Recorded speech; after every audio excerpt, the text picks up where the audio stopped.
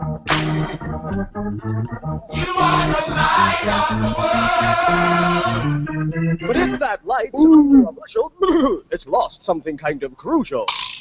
You gotta stay young to keep the light of the world. You are the salt of the earth. All right. Of the earth. Hello out there, people. That's right, we're back. We are back. We are back. Everybody's back. So, of course, I am DrMikeSevilla. This is DrMikeSevilla Live for Tuesday, January 6, 2015. That's right, 2015. And, of course, in the co-pilot seat tonight, yes, he's just got out of jail. I'm just kidding. Our good friend, Dr. Gerry Tolbert. Hello, Jerry. Hello, good sir. How goes it? It's a new year. And, New you. New year, new you. New year, new you. I've seen you working out a lot, so it is a new you. You know, I'm trying out there. You know, because it's cold out there. I guess that's why I got this hat on. It's it feels like -2 there, Jerry, out there. Good grief. -2 Fahrenheit. We're at 21 on the thermometer. Well, at least that's what my watch says. But I don't know what the actual wind chill is right now. They've put out some warnings, but who knows? Yes. So we want to thank all the 0 people who are watching us right now. So you won't know how much we're embarrassing ourselves. So, but I will tweet this again out again. I still think we need to strip the audio like we have been. I think this needs to go on the podcast. We just need a new. I know. See, I got to do it. See, I say that for every show, and I don't do it, but I'm going to do it for this show. So we'll do it for that. So you have like co-pilots with you. I do. I can't. You can kind of see one of them here. Exactly. That is Lydia. Phoebe's over in the corner over here. You can't really see her. She's out of frame. Oh, I gotta be careful turning my monitor here. It's up on a stand now, but there she is. There she is. You can see the top of her head. But there you go. That's the co-pilots. They're hanging out in the back, mostly napping, but having fun. Oh, and talking some. So how you been there, Jerry? We haven't done a show in a while. It's just been crazy busy. We have a lot of stuff to update people on. Some really cool stuff and some really boring stuff. Why don't you go first, sir, Jerry? What do you got for us, update-wise? So lots of cool stuff. I have been a big part of a free clinic project and community outreach center.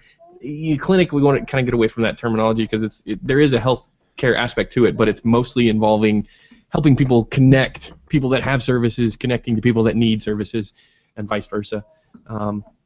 So that outreach project called Further in a town near my hometown called Falmouth, we finally closed on the building and have we have access to the building, so we can actually use it, and we are working now on more or less remodeling that building and getting ready. This is the first official announcement outside of our small conversations. We're getting ready to hopefully launch a Indiegogo campaign to start helping fund getting the equipment to set up the medical portion of the clinic, as well as some other hardware things that we need. It's a really neat thing, but it is becoming bigger than I ever expected, in a good way. So I'm really looking forward to that going forward. And then, of course, having the 3 babies come help me, I'll be excited for that too. So where is, how close is this office or clinic to where you are now, and how big is it, and how many people will be working, how many providers? Will it just be you? Will be other people? What will be the kind of the clinical setup of the deal? For right now, it'll just be me. The office will be a part of a much bigger building. The building itself is quite large, actually. It houses a couple of fairly good-sized meeting rooms, the equivalent of about 4 clinic rooms. It has equipment. Well, actually, it has hookups for an industrial-sized kitchen, potentially. So we talked about doing some cooking classes and nutrition stuff. I mean, we're kind of looking at all of the aspects of health, more than just sick visits and diabetes and high blood pressure. Those are important, but really looking at how do you make a community healthy? How do you look at the public health aspects from the clinical perspective, which has been a big push in the academy here recently? How do you integrate public health into family medicine, which is really who should be doing public health? And so I'm really excited about that part of it. We are basically 35 miles or so from here. Straight line distance is probably a little bit shorter. It's going to take me, a good 45 minutes to get there. Obviously, an underserved area Definitely. and a place that needs the services. And you did mention that the Indiegogo. What's your timeline on that, and what kind of things are you going to be looking for that? Hoping to have that live by the beginning of February, because we got a lot of work to get there to get done before we get there, get finished. As far as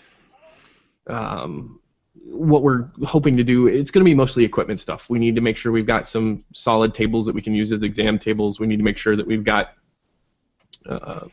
access to simple equipment that you would use in a clinical setting for, the spectrum of care is going to be a lot of different stuff. So it's going to be everything that you would see in a family medicine clinic.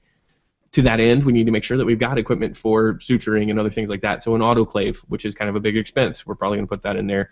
We're going to put in some of the basic equipment that we would need. The good news is that we're going to have access to a free EMR. I used in my practice with my dad, we use Practice Fusion, which is free, easy to set up. I really know my way around it, so we're going to use that for the free clinic.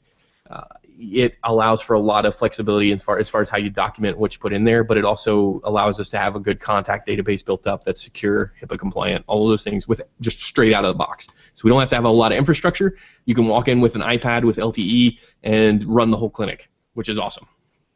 Wow. But the big cost really for us is going to be equipment. So having exam tables and having at least, I'm going to take my diagnostic kit with me, but if we have other healthcare providers that come in and want to help, we want to really have a way for them to have equipment if they don't have their own. So having a set of otoscope and ophthalmoscope and extra simple stethoscopes and blood pressure cuffs, and it'd be awesome if we could get one of those caddies that has the whole automated blood pressure cuff and thermometer and those types of things, so that we can get vital signs pretty quickly and have that in-house. One of the things that I want to work on is getting, there are lots of good federal grants that I've been kind of keeping an eye on that are the best way to put it is there's federal money out there for doing essentially telemedicine.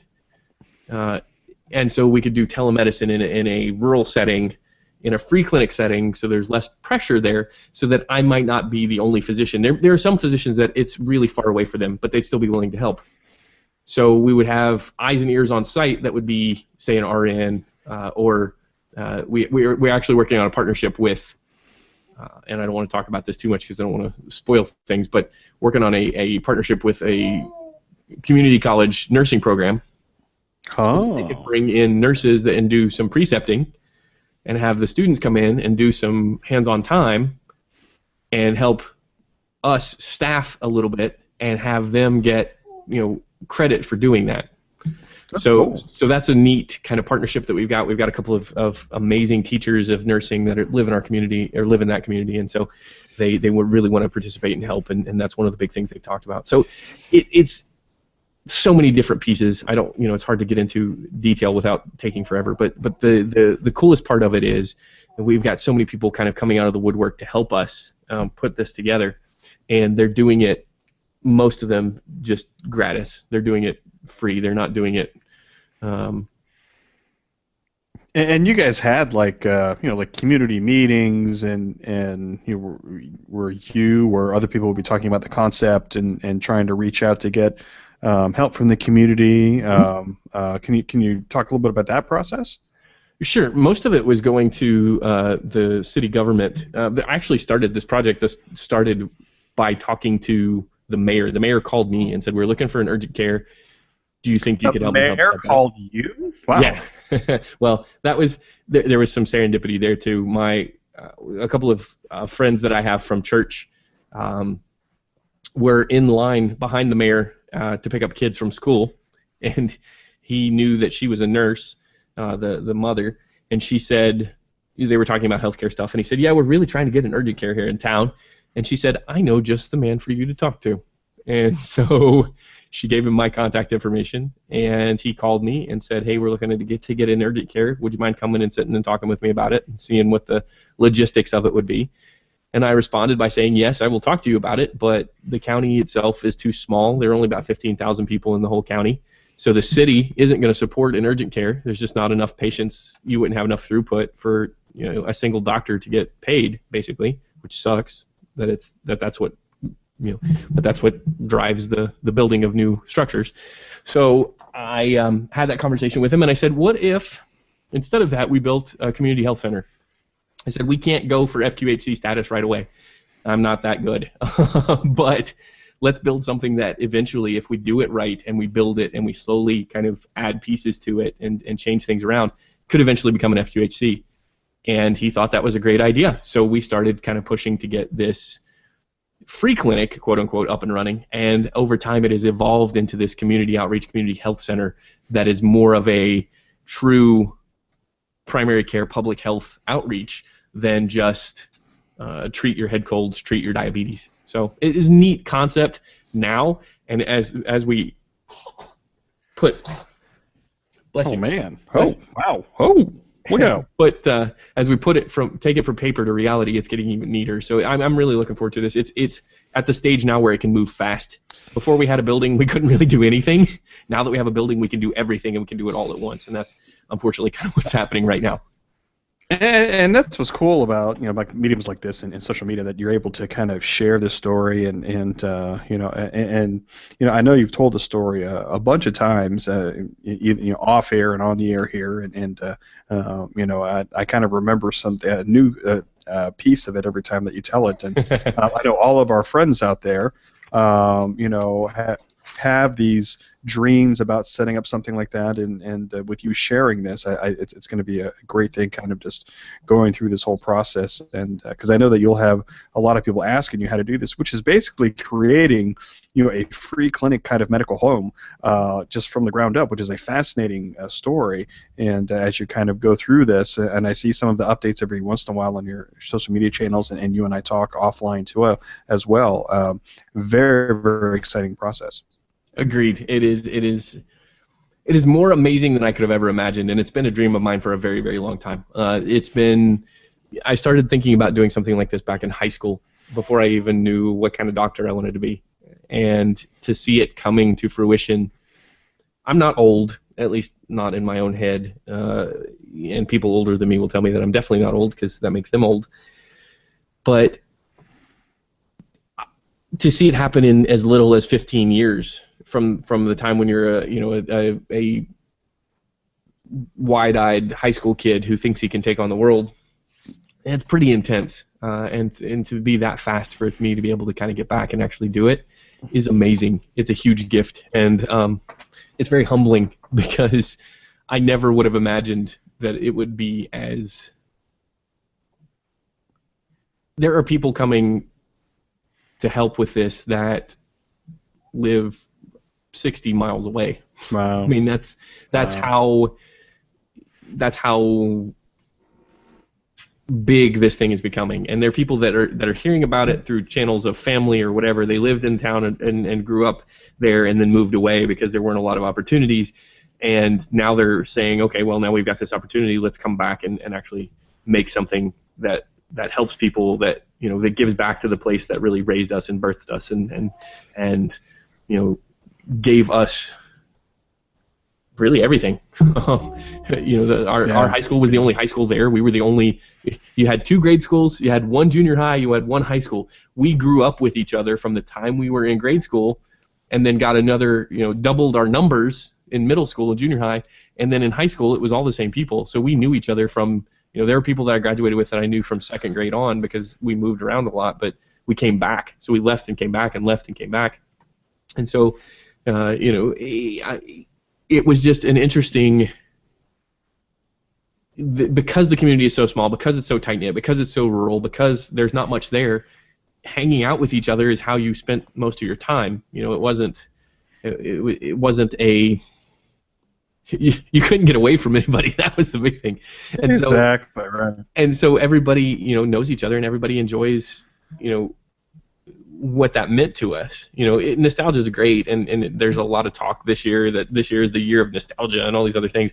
Don't know, don't care, whatever. But the idea there is, yes, is nostalgia good? For sure. Is it something that, is it going to change the world? No. But does it help me in this case? Yeah, for sure.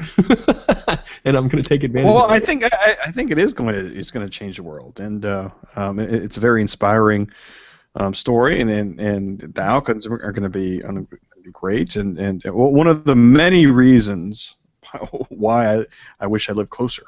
Because hey, it would be great to kind of document this whole process, and as you kind of go through this, and it's going to be very exciting to kind of watch this as each stage of this kind of goes along. We are actually planning on doing that, and if you can see my heads up there, there's I built us a logo, so there you go. There you go. We can change that out however you want, but I like that. That staff was one of my favorites, so I'll go back to me now so that you can see my smiling pretty face. Except it's not working. Stop showing that. Show me. I am too cute. Okay. All right. There is actually, it's interesting that you mentioned that. Two things. First, telemedicine, my friend. Once we get it up and running, I want to see how well it works from a distance, and you can be my first guinea pig if you really want to. Sure. I will be your hands and feet, and you can be the doctor for the day. And so we'll figure out how well it works. I am more than happy to do that.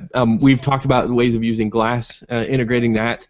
If you put the heads-up display on a nurse or a layperson, it's got an earpiece, so they could literally be my avatar, my human avatar. We talked about that before, and that's something that we're looking at. How do we integrate every piece of technology that we have? How do we use things that we already have? Leverage. Let's be tech worded here. Let's leverage our resources to accomplish synergy. But the idea is, that tech is there. It's been there for a while. It exists. We can do it. So let's see how we can implement it and make it work. So that's number one. Number two is Bink emergency. Give me a second.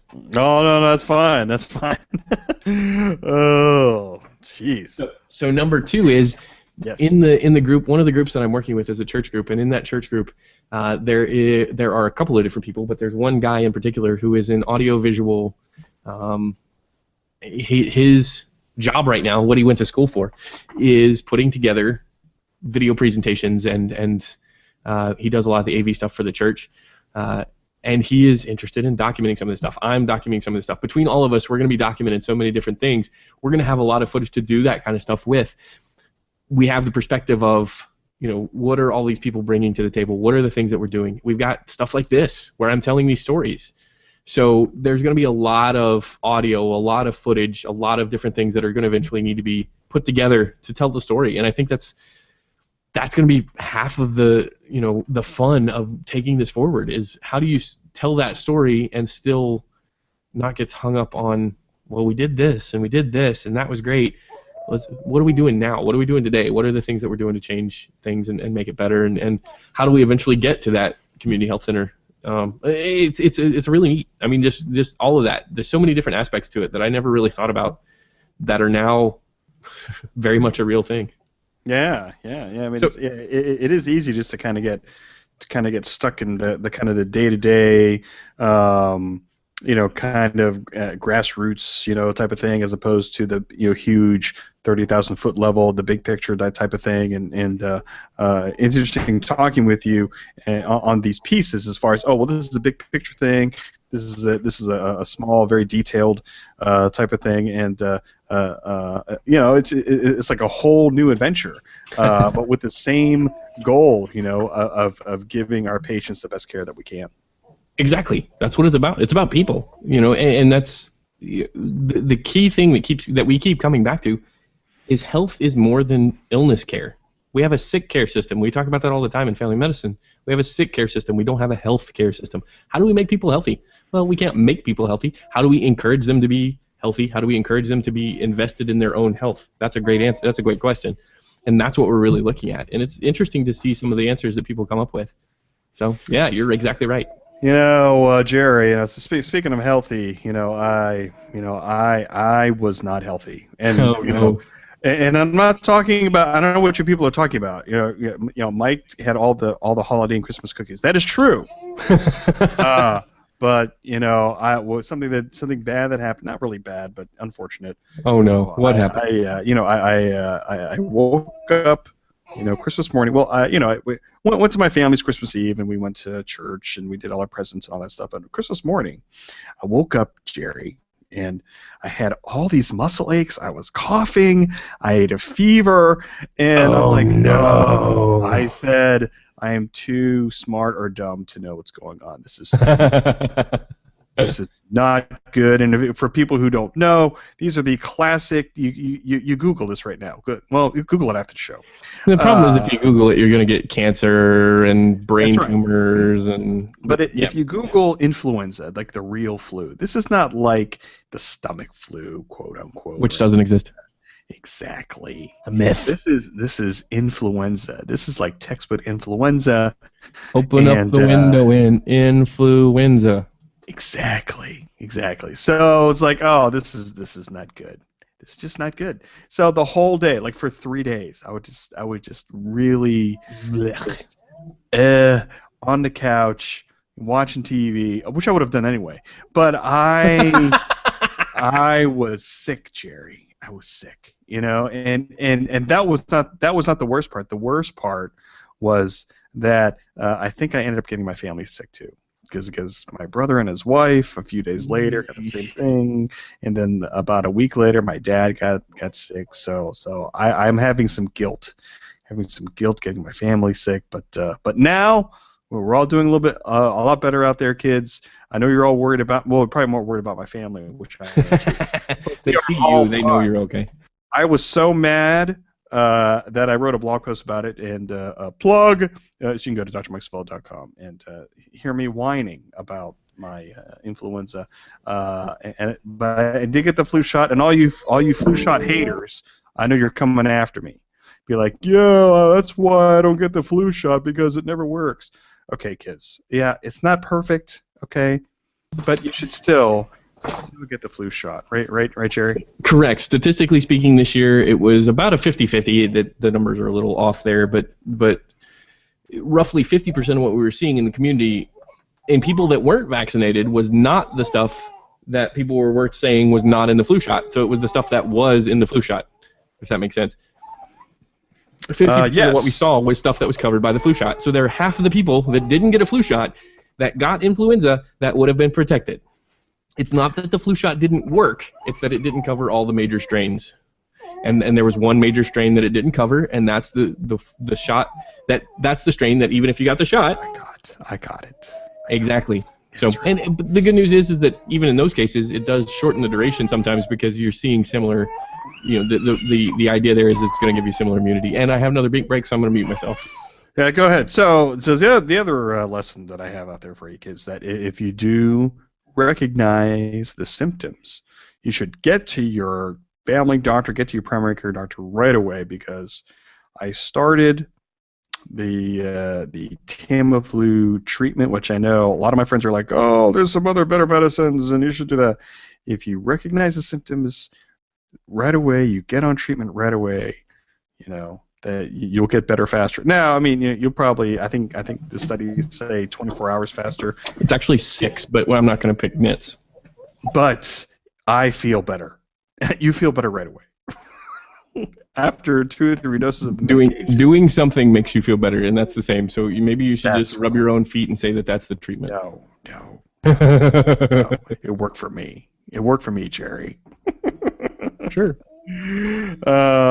So I'm feeling better, and my family's feeling better, and the rest of my office staff is laughing at me, but we're doing better now. So that's kind of the major holiday update. Now, the other thing I'm going to tell people out there that I'm very excited about, and it's going to be upcoming about 3 weeks.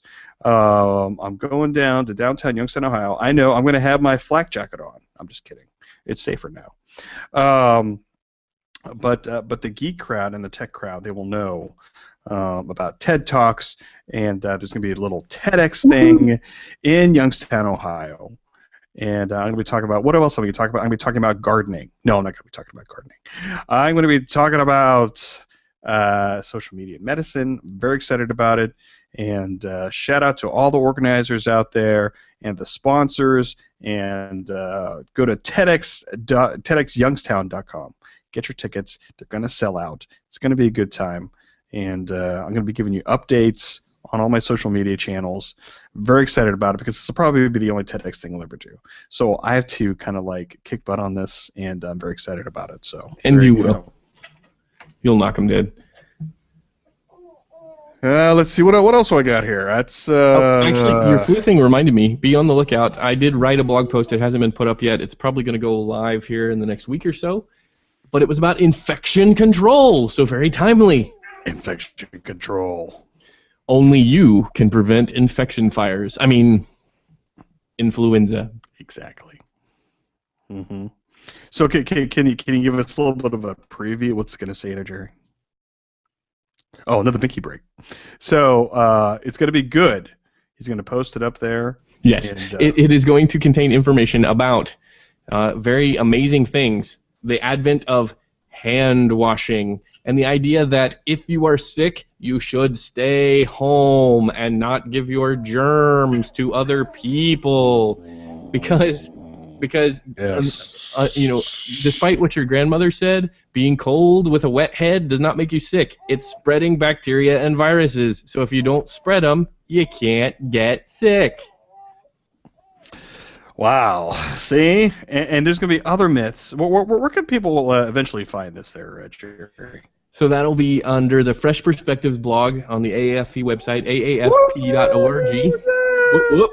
And then search for Fresh Perspectives. Or if you are attached to social media, if you follow the AAFP social media, that shows up in a lot of different places, both in the New Physician subgroup and Family Medicine and on Facebook, as well as in the AAFP Twitter feed. They've done a great job of publicizing that blog, and we've got a lot of good posts coming up here from several different individuals. I'm a contributor. I'm not the main writer. I do write a lot, but that's because I like to write. But the idea is there's so many different new physicians that have so many great ideas and such an amazing voice that we want to make sure everybody gets heard. So it's neat. You've been writing a lot for them. Did you write like once or twice a month or something like that? You get all these ideas. It depends. We actually have conference calls, and it's a lot like a lot of the other blogs. Speaking of which, this is kind of, I haven't really said anything about this to a whole lot of folks. I applied. Geek Dad had an open call for authors, and so I know our friend Robin Liu, her husband Jonathan Liu is one of the editors. He's an amazing guy, and his writing, I like his writing a lot. And he's one of the people that, much like yourself, that inspired me to start doing more of that. And so I applied. I didn't mention anything about knowing him, but hopefully that that carries some weight. But no, that means you'll get it. I hope not. I hope that's not the reason. I hope they did it because they like what I write. But the idea here is it's a bunch of people that get together to talk about things that are important to them and that other people may find interesting or intriguing. So it's more about building community. We want the new physicians to see that they're not alone in the situations they face, that there are so many different types of new physicians, that there's so many different things that family medicine can be. It's also a good way to reconnect with some of the members that have been away for a while, or some of the older folks that have been doing this for a while. Older folks, I guess I shouldn't say that, bad words. Some of the more experienced folks that have been doing this for a while that may have gotten kind of stuck, that they're doing something that they don't really love anymore. And that's a big thing now with physician burnout and dealing with the hassles of medicine rather than the stuff we were talking about earlier, getting back to taking care of people. And new physicians are doing that, and we're doing it in novel ways. And so getting that information out to everyone, all of the members of the academy, as well as to our patients, letting them see who we are, see that we're human, see that we have faults and fears and all of those other things, see that we have to deal with juggling binkies and babies and all of that stuff. So it's neat. It's headed up by David Mitchell at the Academy, who's great at organization. And sometimes he comes up with the ideas. He definitely helps us edit and put together the content. And but he also kind of binky break. Yeah, go ahead. So the Fresh Perspectives blog on the AFP website, which is a good segue to talk about what we've talked about on this show before, is the big spring leadership meeting for AFP. It's coming up very, very quickly. The National Conference of Constituents Leaders, that's coming up, I believe, in May, and the End of April, beginning of May, end yes. of April, beginning of May, and we're going to be talking about that more. But you can find more information at the AFP website, and I'll be there, and I think Gerry will be there. Gerry will be there. I will be there. In fact, I don't think this is public knowledge, but there are a handful of people that know this. I sent in an application. We'll see. They always narrow it down to 2. But I sent in an application for the convener position this year, so we'll see what happens. Woo-woo. That's right. The big head honcho of the big The big constituency. cheese. That's right. That's right. And don't let anybody do that job, because I did that job back in the day. So so you definitely have a chance. You have a chance there. I'm in. Gerry. Don't let any schmuck do it. I've talked to a couple of other people or at least one other person that submitted an application, and we both decided between ourselves that we're going to run for co-convener, and that our speeches are going to consist of us just getting up and hugging in front of people, just because we want to show the love. Nice. See, you already have a strategy there, Gerry. Good job. Okay. All right. So let's see what else. Oh, so Oso, you know, that's Spanish for bear. That's what they call me. The Jer Bear. Oso.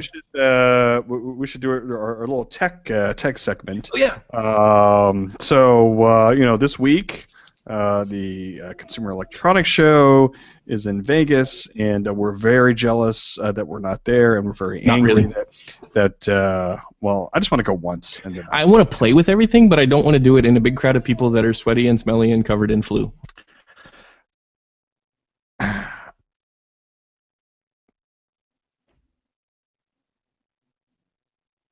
Okay, great. So I was waiting for the awkward pause. We haven't had one yet. there you go. Yeah. So you have any? I know you've been looking, getting some links, and you've been looking through some of the news stories. Anything that's jumping out at you, Gerry?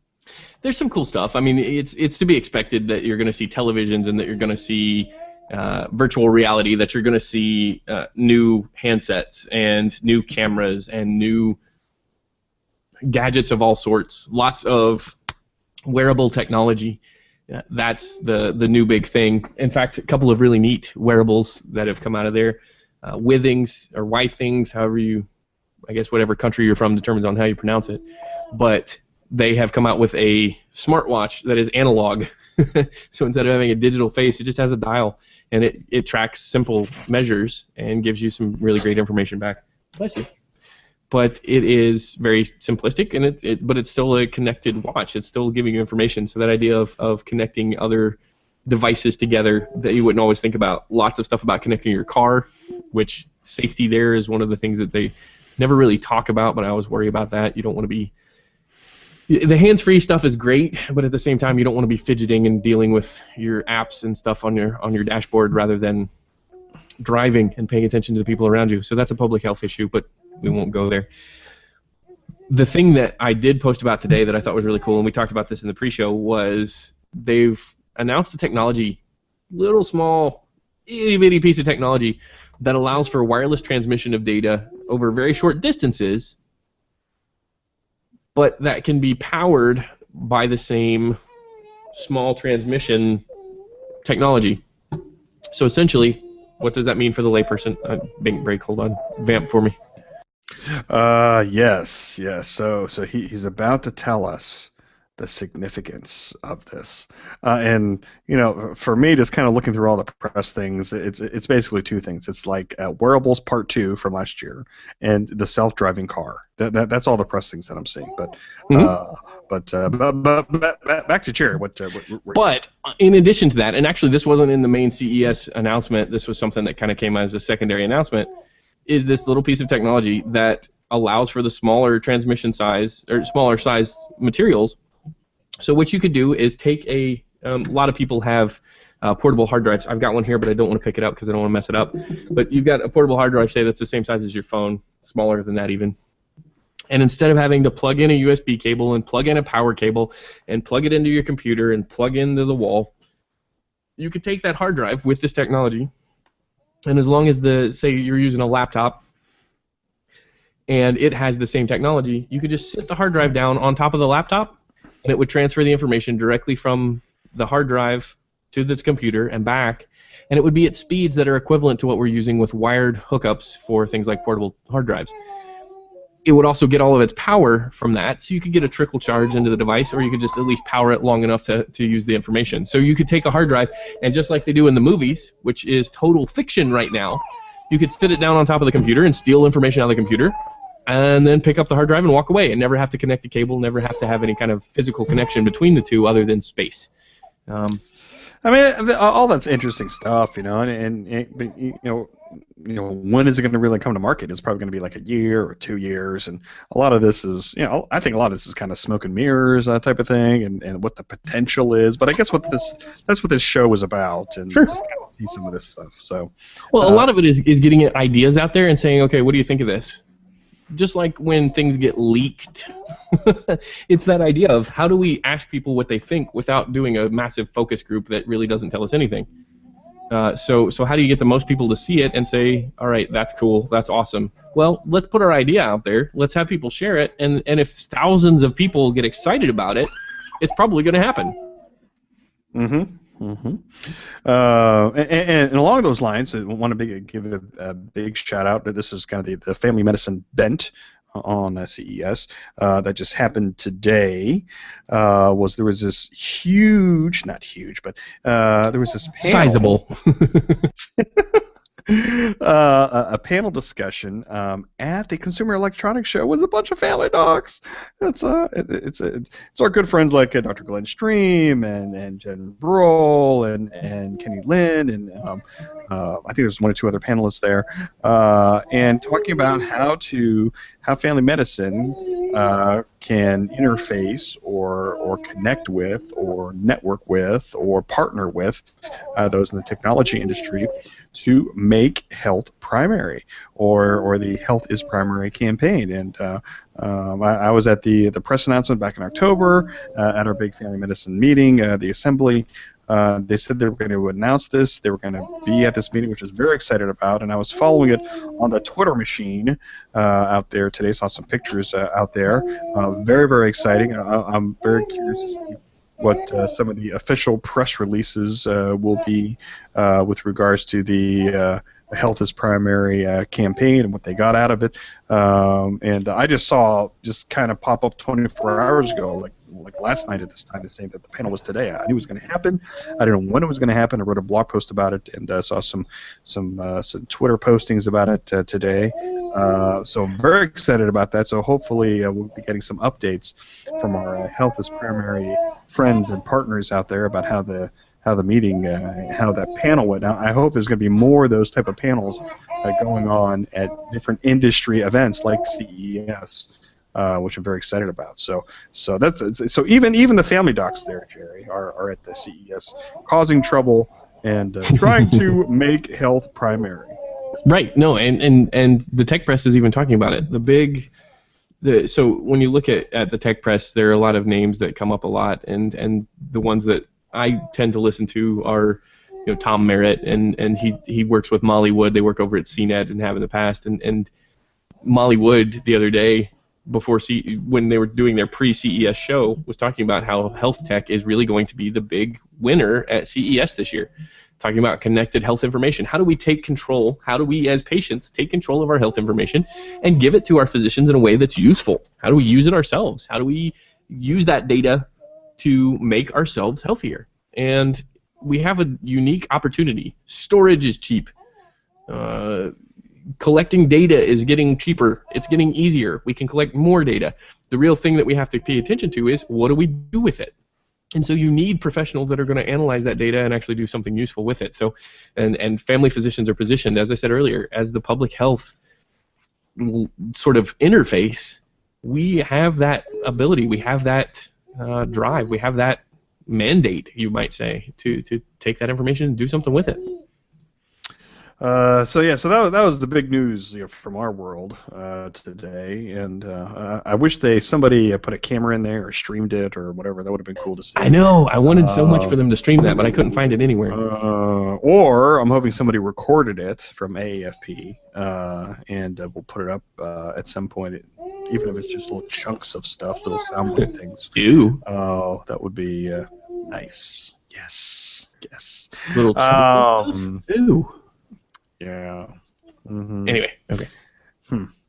So other CES things, I'm seeing all this language, this different language, Internet of Things, and blah blah blah, and like I don't know. I just I wish I had more time to get into this and into some of this new kind of tech language or wannabe language on some of this new stuff. language. You realize that the Internet of Things term was coined 2 years ago, right? I don't follow this that closely. I have no idea. So, you've heard of the Nest thermostat? Do you know what that is? Yeah, I do know what that is. Okay, so when that first kind of came out, that was one of the first Internet of Things, actual physical objects.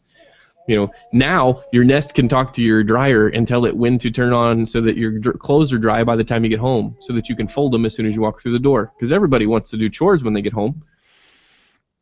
Yeah. Well, I mean, they're talking about home, all this home automation and car automation and even kind of like health automation at this show. So, which is something I've been hoping for since I was a med student.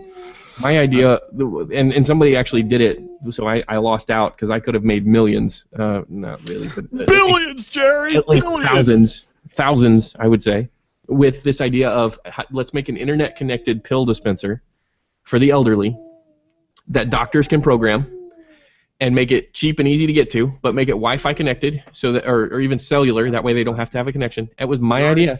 Your idea? Build this pill box so that the medicine is in a hopper, so you just put your pill bottle in, you don't even have to sort it out or do anything, and it drops a single pill into the little spot and slides it over to the Monday, and so, or actually, you don't even have days. It's just on Monday, when it opens, the right pills on Monday morning are sitting right there. And there's a camera to make sure that it's the right pills, and there's a camera there to see the old lady take her medicine, so that the doctor and the kid and the children of the patient can see that the patient took their medicine that day. So I mean, it's just this idea of how do we make sure that it's foolproof, and somebody that's living by themselves but is somewhat forgetful, how do we make sure they got their medicine? So this connected health stuff is huge. It has huge potential. It's just a matter of actually realizing it and putting it in a way that's going to be cheap, accessible, and easily used is the big thing. That was I know you're ready to put a patent into that, and you're going to be making billions of dollars. I have notebooks full of stuff that went into this idea from college because it came up when we were having a discussion in college, and it was back before broadband was ubiquitous and back before we had really good internet on our phones and those types of things. So it was an idea who didn't really have a way of doing it. I didn't have a wireless way to do it. So the old ideas, if you look at these notebooks, they had phone line connections. They had a modem. Modem. Bunga bunga bunga bunga bunga wee wee wee wee wee. Yeah, Captain Crunch, I am not. Anyway. Nice. So we'll have more to talk about as far as CES on our next show. Because I think that the show's all week, isn't it? Isn't CES all week? Mostly. It ends before the end of the week, but it's actually started. The off-site stuff started before, and it will run all the way through. But they'll be analyzing it and breaking it all down for the next 2-3 weeks. All right. Oh, and something that I did want to mention is the resurrection of the Here's Your Health information and podcast there, Jerry. Yeah, sorry, I had to unmute myself. Oh. I was muted because I was on Binky Patrol. Yeah, I'm hoping we'll see what happens. I've been blogging more. I've been writing more. I've got a little bit of extra time now that the babies are a little more self-sufficient, not having to be fed every couple of hours. So I've been doing some more writing and I want to do some more recording. I'd really, now that I have this set up, I can do some podcasting stuff a little easier. I can come down here and sit and cut it together and record straight to hard drive and not have to do a whole lot of editing. So I'd like to really start getting back Here's to Your Health, which was my original podcast that was a lot about myth busting for healthcare.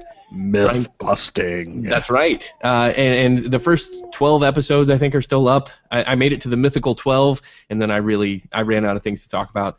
But I also ran out of time to talk about them because that was around the time that my daughter was born. So Yes. the idea is to maybe get back to doing at least a once weekly show that gets into health tech, since we've been talking about it so much. And since there's so many things, just like this idea with the pillbox thing, what are the things that are on the cutting edge of health tech? Yeah, for sure. What are things that are pie in the sky health tech? What are the things that would be awesome if somebody was doing it? And who are the people that are doing it? I would love to be able to turn it into an interview show that I could sit down and talk to some of these people. It would give me an excuse to actually pick their brains and talk to them about what they're doing. As I've been helping some friends of mine work on software and do things for Google Glass and things like that, it's really made me more aware of what's out there and what people are doing, what people are looking at. This idea of, I tell my patients about this because it's cool to me because I'm not a big fan of having large black metal, plastic, and fiber optic tubes inserted into orifices. Ooh. There's this idea that colonoscopy may be going away in the near future because the optics in those pill cameras that we use for small intestine. So for non-physicians that are paying attention to this or listening to it later, the pill cameras that we use have a we use a little pill. It's about the size of a nickel or a quarter that you swallow. That is designed to take pictures periodically throughout the small intestine because we can't get a scope long enough to get through all 21 feet of the small intestine. And so as that small technology has gotten better, we now have a way to put a camera on both ends of that pill, and we have a way to collect that information to, say, a smartphone that you wear in your pocket or even your own phone, so it can take real motion video now. And so earlier this year, the FDA approved the first pill cam for colonoscopy that can be used as a screening test. Sensitivity isn't as good as a true colonoscopy yet, but in the next 5 years, if we extrapolate from where we've been 5 years ago to 5 years from now, it will replace invasional. That's not a word. It will replace now. Yes, invasional. I'm going to use it. It will replace invasional colonoscopy with traditional colonoscopy. It will replace that as a screening tool. That's my prediction. That's my prediction for the next 5 years. Is that is the one technology that's going to revolutionize screening and public health. Because if you can swallow a pill once every 3 years, instead of having a tube inserted into an orifice every 3 years, why would you not? The risks that go along with inserting CO2 and other things in to inflate the intestine, when you can get just as good a result screening, and this is not treatment, this is not removing polyps, this is not, the camera's not going to go in like a little robot and take things out. That's 20 years from now. But 5 years from now, in an otherwise healthy individual, if you're screening for colon cancer, why would you not just have them swallow a pill, take pictures with their cell phone, transmit it automatically? They swallow the pill and then forget about it. You get the images automatically because they're transmitted from their cell phone or from their home computer or whatever. Why? Why would you take something that is such that has such a stigma? Now, you still have to do prep, which is the worst part of the colonoscopy from everybody I've talked to that's had one. It's drinking that stuff and then sitting on the toilet for 3 days. Once we figure out a way to make that better, that's even better. But as far as having to go to the hospital, having to have this procedure that has a lot of risks, why not just swallow a pill? Sorry, kind of the no. That's ideally if you could have an interview show and get pick their brains on cool stuff like that. I mean, yeah.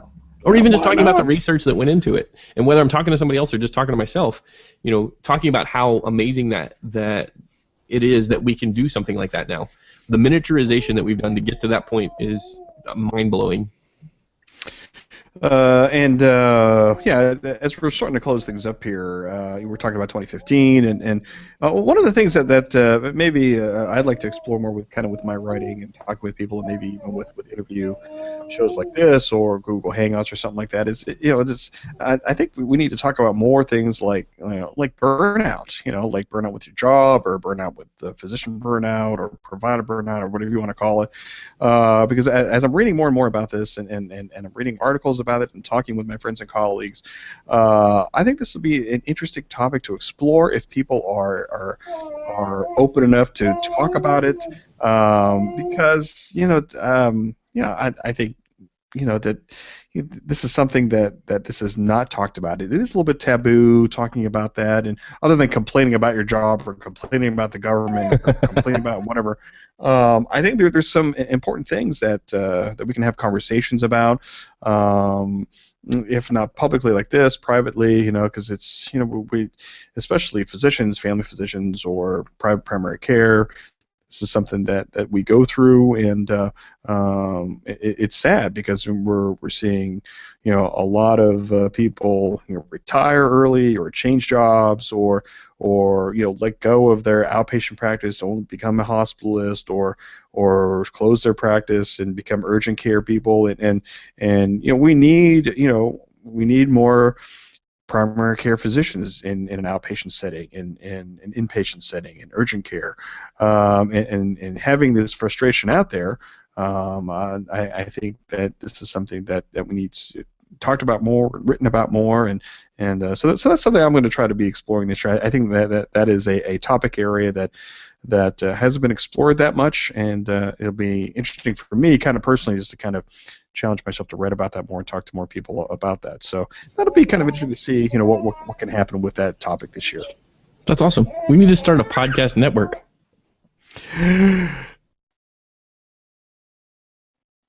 Okay, whew. Man, that was a great freeze frame. Freeze frame. Oh yes, the Tolbert Podcast Network. Dun, dun, dun. Music break.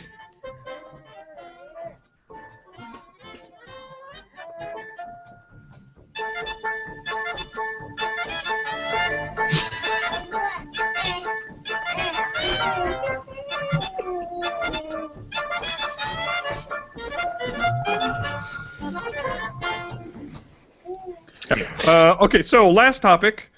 That's a good segue there. Star Wars trailer. What do you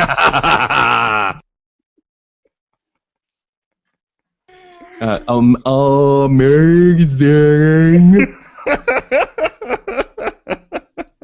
I was blown away. I am in the generation that bridges the trilogies. There are people that are older than me that were Star Wars fans of the original trilogy that cannot stand the prequel trilogy. There are people younger than me that the prequel trilogy is their trilogy. That's their thing. I crossed the bridge. And I think part of it was I was so disappointed by how horrible the expanded universe was, all the books and all those things. There was just so much disappointment. There were some really good, the Timothy Zahn books, amazing. Some of the, hold on just a second. Okay. You talk about what Star Wars means to you. No, I love the trailer. I think I only watched it 10 or 20,000 times, as opposed to other people who watched it more than that. But I did not analyze every microsecond because I didn't have enough time. But I read a lot of the blog posts that did, and love the conspiracy people out there. And I admit that I don't have a lot of background as far as reading all the other books and stuff, but it's always interesting reading those blog posts and those video podcasts where they break down everything and whatever it means. It was cool to me to watch that. Yeah, there's a ton of information out there. As somebody who did kind of read every single book and read a bunch of the comic books and looked at the extra information and even read those horrible young adult novels, or not young adult novels. The young adult novels are actually pretty good, but the kids' novels, there's one... the bad guy was named Trioculus, and he had an eye in the middle of his forehead. So Yeah, it was horrible. Yeah, and then there was a whole search for the glove that Darth Vader, his hand got cut off, and they had to find that glove, and that was something that gave him magical powers, and it was bad. But Phoebe's trying to tell a story too. But that whole She's like, the show's over. That's what she's saying. That whole external expanded universe that they've kind of done away with at this point, which is okay by me. I mean, I like it for what it was. It was a chance for people to play in the sandbox, and a lot of people did a really great job with it. But there was some really horrible stuff that even made it to print. So having to pick and choose between what's good and what's not, why not just scrap it all and say we'll start over with this new thing? The trailer itself was amazing. My favorite thing that's come out of it, as far as analysis, you were talking about all the different people talking about things. Did you see Stephen Colbert's rant about the three-bladed lightsaber? Love it. That was the best thing to come out of the whole trailer. And then his talk to me again in a week when you catch up with me, or when you talk to me when you catch up with me a week from now. That's it. I mean, you drop the mic and walk away at that point. All right. So, as usually happens here, Jerry, we have no outline, no plan, and we filled about an hour of time. So that's how good we are. We're broadcast and no exit strategy either. Exactly. Exactly. So yeah, you got anything else for us, Jerry? Anything else to close up the show with, or anything you're looking forward to this year as far as 2015? Before he does that, I will share mine because he is he's telling me I'm number one. What? We'll have to talk about that. So as I say with every show, that we should do more shows, and we're going to be expanding our social media universe, and I am going to put this on the audio podcast. And other stuff that we're going to do, and we're going to need a new Mike and Jerry meetup where we'll do cool social media things, and he will produce cool stuff, and I will watch him produce cool stuff, and I will say, Jerry, that's cool stuff, and because I don't do any of that. He's awesome. Whatever. So Jerry, you have closing thoughts with us as he is. You see, this is actually how we know how long the show would be, as far as how frequent the binky breaks are. That's right. So, and when you reach critical binky break, when you're having to do one every 30 seconds, that means it's time to stop. That's right. It's about time to eat, so that's why this is not being sufficient. Give me just a second here. My big goals, and we've already talked about all of them. I want to get Here's Your Health started back up. I want to do more blogging. And I agree with everything you just said. We need to do more of this. We need to make more fun stuff. My brain is full of all of these things, and they need to come out. And so if they don't, something weird's going to happen, and I don't want that to happen. So please, people, don't let that happen. Pay attention to my weird stuff. All right, so Jerry's done. So and I'm done. So this is a perfect time to get out. So we don't have any kind of awkward endings where I just kind of ramble on trying to find an ending. I should just say goodnight. Jerry, you want to say goodnight? Maybe not. Good night, Jerry. Bye, everybody. Woo! Star Wars! Da, da, da, da. I'm stopping the recording. Bye. Later.